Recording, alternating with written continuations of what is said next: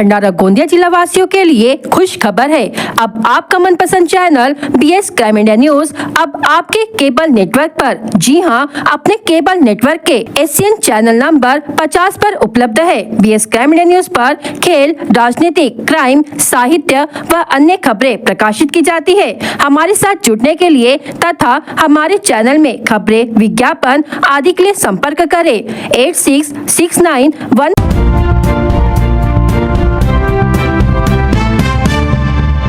भंडारा जिले के लाखनी पुलिस थाने की टीम ने अवैध रेत परिवहन के खिलाफ एक और बड़ी कार्रवाई को अंजाम दिया है। कार्रवाई के दौरान लाखों रुपए का रेत और भारी वाहन जब्त किया गया है। लाखनी पुलिस को गुप्त सूचना मिली थी कि मौजा परसोड़ी रोड सालेभाटा मार्ग पर अवैध रूप से रेत का परिवहन किया जा रहा है। सूचना के आधार पर पुलिस पथक ने छापा मारा और मौके से एक 10 चक्का टिप्पर पकड़ा गया, जिसमें रेत भरी हुई थी। टिप्पर क्रमांक MH36 AA 2399 के रूप में हुई है, जिसकी कीमत लगभग 30 लाख रुपए आकी गई है। इसके साथ ही 6 ब्रास अवैध रेत जिसकी कीमत 36,000 रुपए जब्त की गई। पुलिस ने मौके से 2 आरोपियों में सावरी मुरमाड़ी निवासी रामकृष्ण बागड़े उम्र 32 वर्ष, सूरज महादेव रहिले उम्र 30 वर्ष को हिरासत में लिया। इस मामले में लाखनी पुलिस थाने में आरोपियों के खिलाफ विभिन्न धाराओं के तहत मामला दर्ज किया गया है। भंडारा जिले में अवैध रेत खनन और परिवहन पर पुलिस की ये कार्रवाई एक सख्त संदेश है। सवाल ये है कि क्या प्रशासन की ये मुहिम अवैध रेत कारोबार पर पूरी तरह लगाम लगा पाएगी।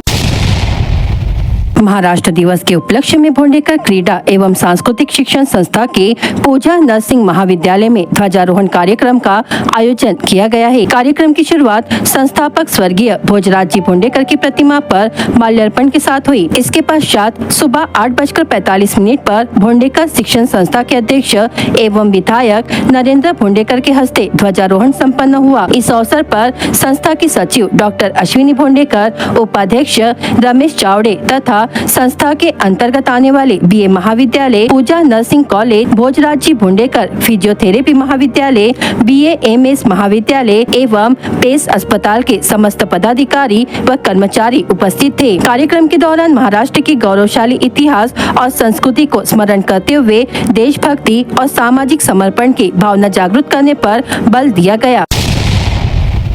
जिन महिलाओं को नमो किसान योजना अंतर्गत साल में 12,000 रुपए मिलते हैं, उनको लाडली बहन योजना में माह के 1,500 रुपए की जगह केवल 500 रुपए मिले हैं। भंडारा जिले में प्रधानमंत्री किसान सम्मान योजना में महिला लाभार्थियों की संख्या सैकड़ों में है। मुख्यमंत्री लाडली बहन योजना अंतर्गत महिलाओं को 1,500 रुपए दिए जा रहे हैं। जिनके पास चौपैया है, ऐसी लाडली बहनों को इस योजना से वंचित किया गया है। नमो किसान योजना अंतर्गत वर्ष के 12,000 रुपए लेने वाली महिलाओं को केवल 500 रुपए देने का फैसला कुछ दिन पहले राज्य सरकार ने लिया था। नियमों के अनुसार इन महिलाओं को माह में 500 रुपए दिए जा रहे हैं। जिले में 2,82,788 लाडली बहनों की संख्या है। उनको राज्य सरकार से मुख्यमंत्री मेरी लाडली बहन योजना का लाभ मिल रहा है। सरकार ने घोषणा की थी कि लाडली बहनों को बढ़ाकर 2,100 रुपए दिए जाएंगे, किंतु इस पर अमल नहीं हुआ है। भंडारा शहर की इमारतों, बाजार, चौराहे और कार्यालयों में पार्किंग नहीं होने से सड़कों पर ही वाहन खड़े किए जा रहे हैं, जिससे बार बार जाम लग रहा है। कुछ ही बैंकों में प्रतिदिन सैकड़ों नागरिक आते हैं। सुबह 11 बजे से 4 बजे तक भीड़ रहती है। अधिकतम ग्राहक मोटरसाइकिल, कार से आते हैं, जिससे गांधी चौक में कई निजी सरकारी कार्यालयों में आवागमन करना मुश्किल होता है। शहर में पेड पार्किंग की योजना शुरू कर बेरोजगारों को रोजगार दिया जा सकता है। सबसे अधिक भीड़ का मार्ग प्रमुख बाजार है। अतिक्रमण की वजह से यह मार्ग कम चौड़ाई का हो गया है। दुकानों पर आने वाले ग्राहकों के वाहन सड़क पर रखने के कारण यातायात की समस्या निर्माण हो रही है। साथ ही दुर्घटना की आशंका बनी हुई है। गांधी चौक से लेकर बस स्टैंड तक प्रतिदिन रास्ते पर दुकानों में खरीदी के लिए नागरिकों की भीड़ लगी रहती है। यहाँ पर पहले ही वन वे है, फिर भी कभी कभी वन वे में विरुद्ध दिशा से वाहन निकलते हैं, जिससे परेशानियों का सामना करना पड़ता है।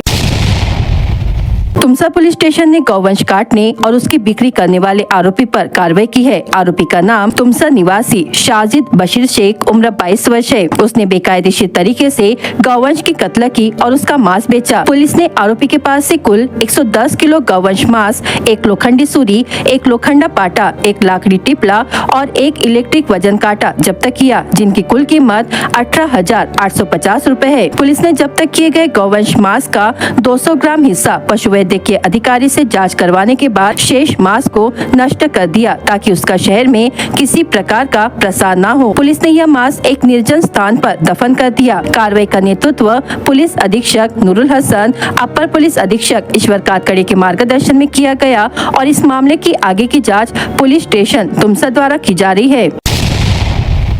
रामटेक भंडारा राष्ट्रीय महामार्ग नेशनल हाईवे 247 पर हादसों की संख्या लगातार बढ़ती जा रही है। अरोली पुलिस स्टेशन की हद में ट्रैफिक नियंत्रण पूरी तरह से चरमरा गया है। न तो ट्रैफिक नियमों का पालन हो रहा है और न ही जिम्मेदार विभागों द्वारा कोई ठोस कार्रवाई की जा रही है। रेती, मुरूम और मिट्टी की अवैध तस्करी में भारी बढ़ोतरी देखी जा रही है। वहीं सड़कों के किनारे बेतरतीब ढंग से खड़े वाहन और बढ़ते अतिक्रमण हादसों को खुला निमंत्रण दे रहे हैं। आश्चर्य की बात है कि स्थानीय प्रशासन और पुलिस प्रशासन किसी बड़ी दुर्घटना की प्रतीक्षा कर रहे हैं, तब जाकर शायद कोई ठोस कदम उठाया जाएगा। प्राप्त जानकारी के अनुसार मारुति सुजुकी स्विफ्ट क्रमांक MH36H0576 में सवार नाहिद परवेज खान अपने परिवार के साथ भंडारा से रामटेक की ओर जा रहे थे। उसी समय टाटा ट्रक क्रमांक MH40BG5376 जो अरोली की ओर से निमखेड़ा मार्ग की ओर जा रहा था ने बीच सड़क पर स्थित समर्थ स्कूल परिसर के सामने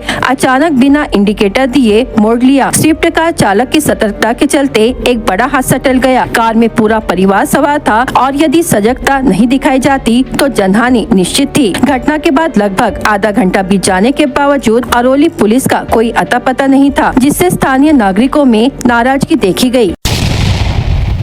तिरोड़ी तहसील मुख्यालय कटंगी से करीब 50 किलोमीटर दूर ग्राम कुडवा में शनिवार की सुबह करीब 6 बजे के आसपास हिंसक वन्य प्राणी बाघ गांव के अंदर घुसकर एक युवक का शिकार किया। शिकार मृतक का नाम प्रकाश पाने है। इस घटना के बाद ग्रामीणों के द्वारा वन विभाग को सूचना दी गई। वहीं गांव में तनाव की स्थिति बनी हुई है। वन विभाग घटनास्थल रवाना हो चुका है। कुछ दिनों पहले से ही बाघ को गाँव में देखा जा रहा था। इसकी जानकारी वन विभाग को दी जा रही थी। वन विभाग भी लगातार बाघ की मॉनिटरिंग करते जा रहा था। इसी बीच इस घटना से गांव में दहशत की स्थिति बनी हुई है। 3 महीने के अंदर बाघ द्वारा हमले की यह दूसरी घटना है। इसके पहले खैरलांजी गांव के एक युवक का बाघ ने शिकार किया था।